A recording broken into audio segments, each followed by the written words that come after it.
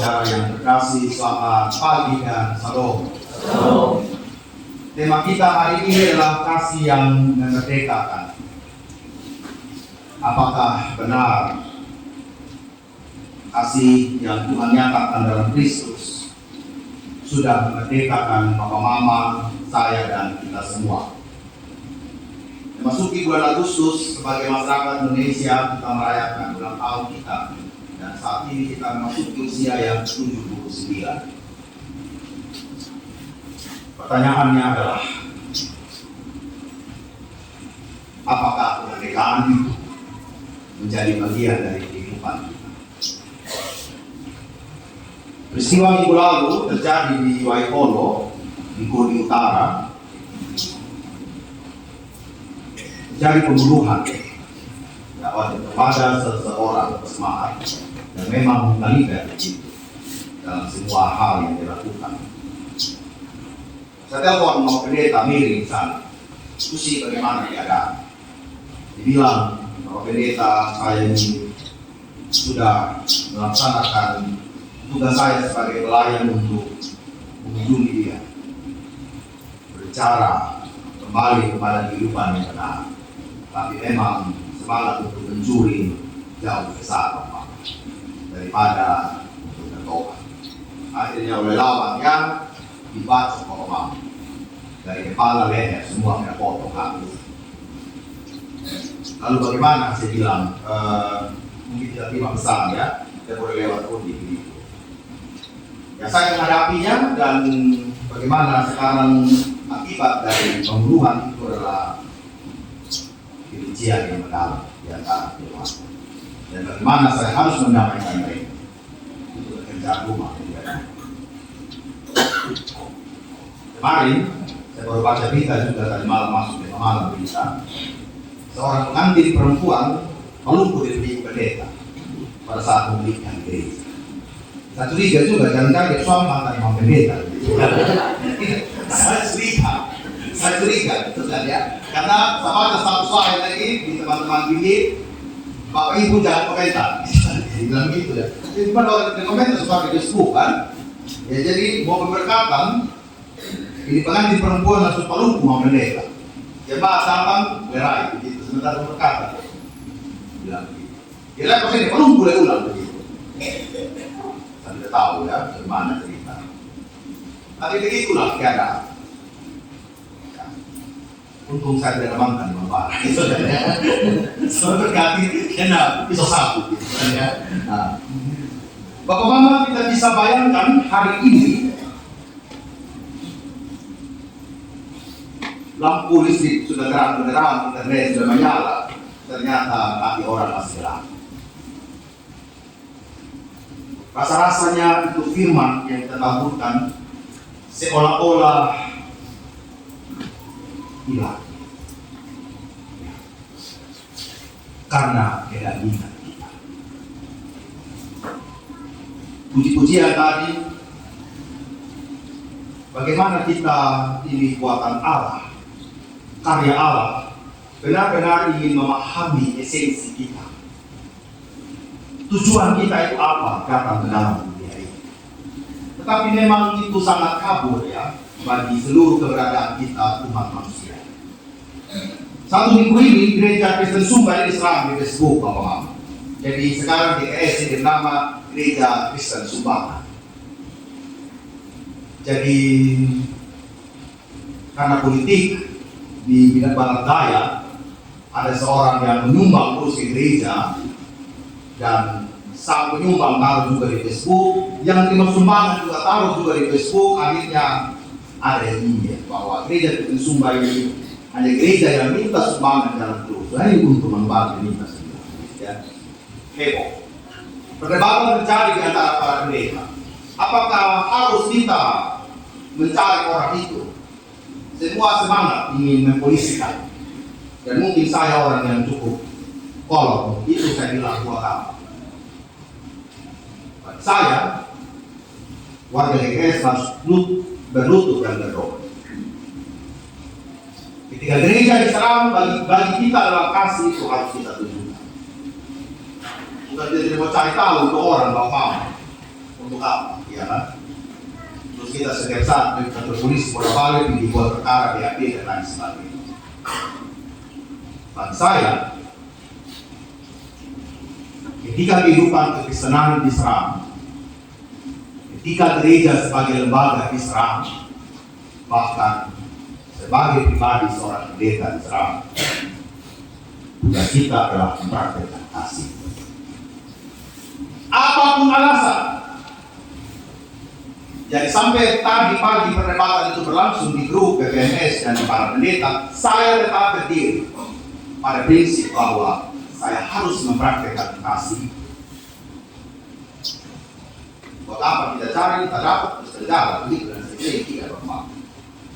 Ya, mungkin juga refleksi bagi gereja dengan sumber, begitu kan. Bagi saya begitu. Bagaimana kita harus bergereja dan tetap menawarkan kasih itu hal yang paling utama kita praktekkan. Tidak apa-apa, walaupun satu dua yang setuju dengan saya punya prinsip, bagi saya itu tidak benar. Dan saya berdiri. Apa yang terjadi sebenarnya dengan Galatia ini, Bapak? Paulus, Petrus, tadi yang kita baca di naskah ini, sedang menghadapi seluruh perubahan dari menjalankan hukum Taurat kepada menjalankan hukum kasih. Bagi orang-orang Yahudi yang belum menganut Kristen maupun orang Yahudi yang sudah Kristen, bagi mereka terjadi perdebatan bahwa melaksanakan hukum Taurat baru selamat. Meskipun mereka sudah menjadi Kristen, hukum Taurat itu harus juga kita lakukan baru kita selamat. Itu prinsipnya mereka. Sehingga kalau Bapak Ibu baca di surat-surat pastoral dari Paulus, ada masalah tentang sunat atau tidak sunat. Saat itu yang melakukan sunat itu baru orang-orang Yahudi. Orang-orang Yunani belum Bapak. Ya. Sehingga perdebatan bagi mereka Yahudi Kristen, kalau engkau sudah sunat, baru engkau selamat. Haram dan halal. Terjadi perdebatan, makanan apa yang bisa kita makan. Kalau ikut perjanjian lama dan hukum Taurat, ada makanan tertentu tidak bisa kita makan, termasuk dari hewan. Tapi kalau orang Kristen tidak ada hewan, orang bilang ini tidak ada babi, itu wajib. Tidak boleh dimakan. Bagi Yesus, yang membuat engkau berdosa itu bukan apa yang engkau makan, dia bilang, tetapi apa yang keluar dari mulut, hati. Itu yang membuat engkau salah, yang membuat engkau haram. Jadi perdebatan hal dan haram ini menjadi perdebatan Kristen mula-mula. Tahun 70 sampai tahun 200-an itu masih itu yang diperdebatkan. Bahkan sampai tahun berapa? 1600 jadi reformasi. Perdebatan kita dengan gereja Katolik juga sama saja. Nah, kalau orang mau berdosa, pokoknya beli surat selesai. Roh, beli surat dengan bukan dosa ya, boleh roh. Masalah. Jadi kita memilih untuk reformasi, kembali kepada ajaran-ajaran. Supaya kita tahu perkaranya Galatia ini. Sehingga bagi Paulus, buat apa saya ngomong tentang sunat kepada kalian? Lain pihak juga saya bicara tentang keselamatan. Ada hubungan sebenarnya antara sudah sunat dan tidak sunat, tidak ada hubungan dengan keselamatan. Bagi Yesus, bagi Paulus, bagi Petrus dalam nafsu mimpi kita tadi itu, yang engkau lakukan adalah engkau harus merasa merdeka dalam melakukan apa saja. Dan orang yang merasa merdeka adalah orang yang punya kasih. Sekali lagi, orang yang merasa merdeka adalah orang yang punya kasih. Itu ditekankan oleh Paulus. Bahwa untuk apa engkau beribadah, dengan kata lain, nanti orang bilang apa. Kalau saya tidak di gereja, nanti dia bilang apa. Kalau saya tidak kasih persembahan, dia bilang apa. Kalau saya pesta dan syukuran, tidak melakukannya, nanti orang bilang apa. Bagi Paulus, kehidupan menentukan di sini. kita harus lebih daripada itu. Oleh karena itu dalam ayat-ayat kita pada saat hari ini kita melihat dalam ayatnya yang ke-2 sampai ke-5 apa yang ingin Paulus tekankan di sana. Pada ayat yang ke-2 sampai ayat yang ke-5 Paulus ingin menegaskan bahwa kemerdekaan dalam Kristus berarti terbebas dari keterikatan hukum Taurat atau perbuatan hukum untuk memperoleh keselamatan. Jadi kalau Bapak Mama melakukan apa yang baik, bukan untuk Bapak Mama dapat pahala. Prinsipnya harus dibalik. Karena kita sudah merasakan kebaikan dan kasih Allah, makanya kita berbuat yang baik. Amin. Prinsipnya harus sama. Saya datang ke gereja bukan saya mengharapkan kebaikan Allah, bukan. Saya datang ke gereja karena saya sungguh merasakan kebaikan Allah. Makanya saya datang ke gereja. Saya datang memberikan persembahan, bukan untuk saya dapat yang banyak. Karena Tuhan sudah memberikan kita yang banyak ini, seperti lagu tadi dinyanyikan oleh Pak Emma, kita karya kasihnya, makanya kita pun mempraktekkan kasih. Sehingga kalau Papa Mama pun diberikan kesempatan untuk melakukan kebaikan bagi orang lain, sekali-kali bukan karena supaya mendapat merasa. Prinsip ini harus hidup di dalam seluruh keimanan kita. Hal yang kedua, ayat yang 6 sampai yang 8 menekankan bahwa iman yang ditandai oleh kasih yang bekerja bukan hanya sekedar bukti formal, tetapi kasih yang bekerja harus membawa buah yang jelas dan mencerminkan hubungan yang benar dengan Kristus.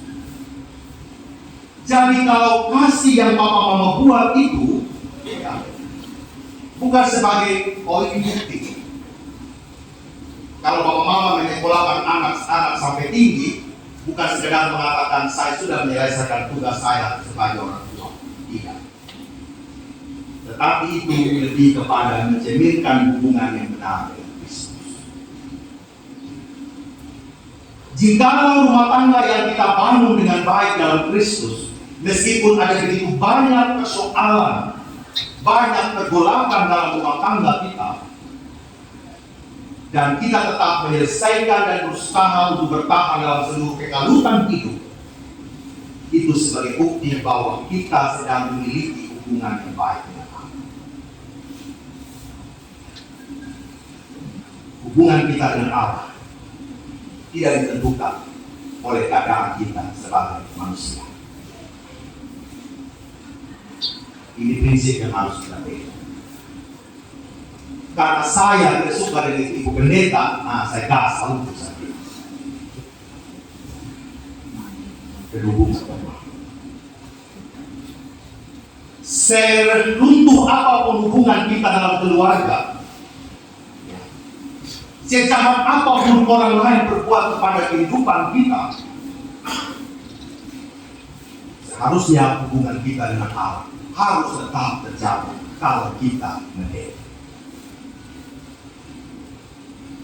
Sejahat apapun orang mau tipu-tipu kita dalam dunia bisnis, apa orang bilang palapin ya, Mama, kalau kita jalan lurus, dekat Tuhan tetap terjadi. Kalau hari ini orang tipu kita 100 juta, saya percaya 100 juta akan kuat sediakan tetap baik. Tidak ada urusan dengan orang yang tipu kita. Urusan kita adalah kebaikan hati kita tetap tulus murni di hadapan Allah. Tidak ada urusan. Setuju Bapak Man? Kalau begitu berat. Pak pendeta tipu sama saya hancur. Tidak. Tuhan sedang membuatkan hati kita bertahan. Tuhan dia benci sama saya, dia omong jelek sama saya di Facebook, itu dia nyata dunia baik. Itu urusannya dia, urusannya kita mengasihi. Karena Bapak Ibu, saya pun tidak mudah untuk mempraktekkan. Lihat di Facebook, tiba-tiba kita nama ada di sana. Saya bilang sama waktu itu, oh masa dia tersinggung memang di Facebook, saya bilang. Koreksi buat kita sebagai gereja. Tugas kita adalah mendoakan orang itu, akun palsu itu. Udah, kemudian kita dalam pelayanan sebagai gereja harus terus terlaksana. Kalau memang di akun itu memang hal yang benar diomong tentang kita, kita punya pilihan untuk memperbaiki. Tidak ada dalam sepanjang masa ini gereja semua lancar-lancar saja, Bapak. Baku rugi juga, Bapak. Antara agama ini bakal juga dari awal.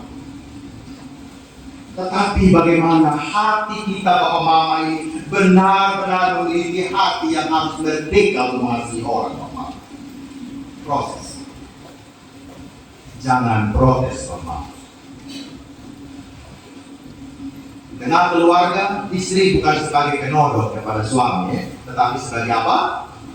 Penolong. Sebagai penolong, bukan sebagai penolong.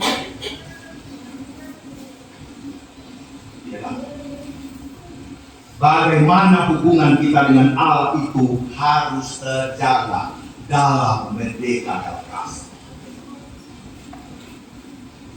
Teman-teman musik, kantorial, majelis jemaat, solois, vokal grup, paduan suara, kalau mau melayani dengan kasih, Bapak. Harus bebas dari apapun. Karena apa? Orang yang melayani itu orang yang sudah siap menghadapi risiko, betul? Ya kan? Orang pasti akan kritik kita punya khotbah. Tidak apa-apa, terima dengan sepenuh hati. Perbaiki.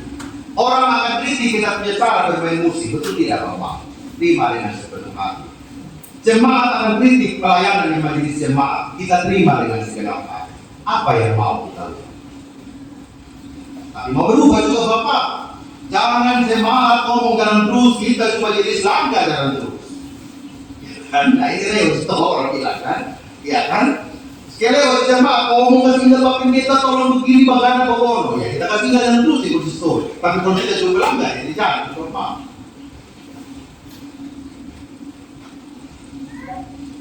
Ini koreksi bagi kita karena apa? Tidak ada kuda kata si Paulus ini ya. Kau lahiriahmu bagus, kau bersunat, kau jaga makan, tapi itu tidak jaga punya mulut untuk bicara dengan orang lain. Kita jaga untuk tidak makan daging babi karena itu haram. Tapi kita punya mulut cuma gosip dengan kata-kata pertama. Gosip tahu, gosip sudengar. Itu tempat. Kan jangan cerita, gosip sudengar gitu kan ya. Bukan orang pertama ya, gitu. Ada orang pertama gitu ya. Nah, tapi anjing dia ada kaki sini tidak mau. Ini haram buat saya. Tapi orang perang tidak haram, dong. Nah, halal semua. Ya.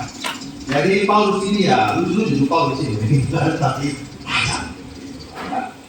Ayat selanjutnya, ayat 9 sampai 12, Paulus mengecam pengaruh ajaran palsu dan memperingatkan jemaat Galatia untuk tetap kokoh dalam doktrin Injil yang sejati.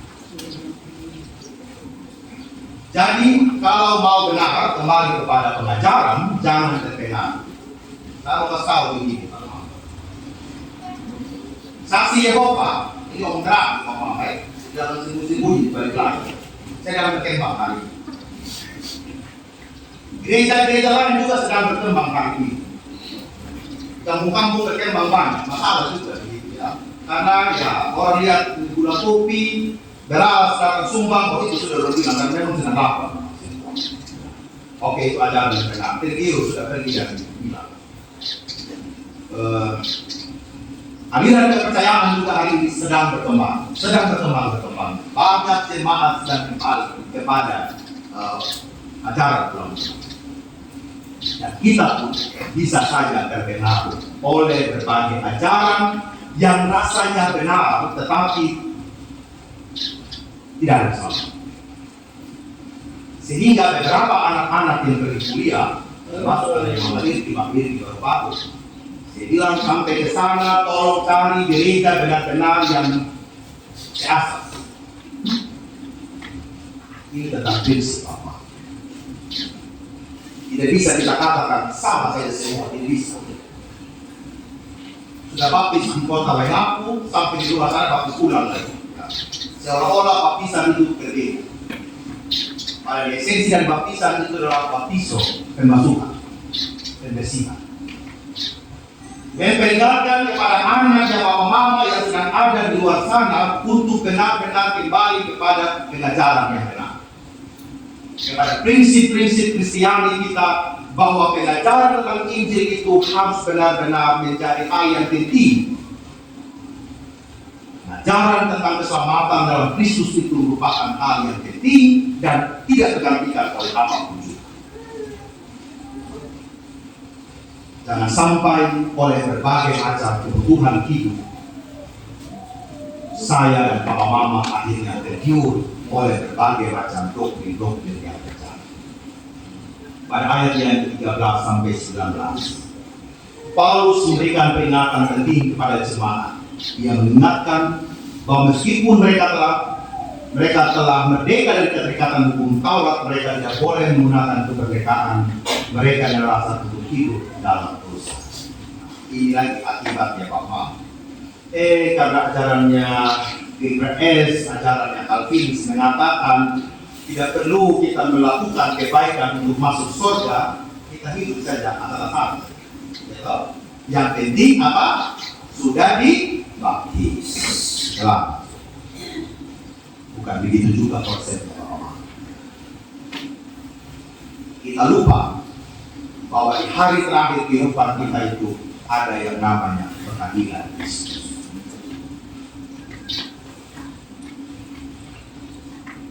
Kita mulai omong apa saja pergi gereja, yang penting saya punya hati, saya percaya sama Kristus. Kita sedang bersembunyi di balik kemalasan kita, dan itu salah.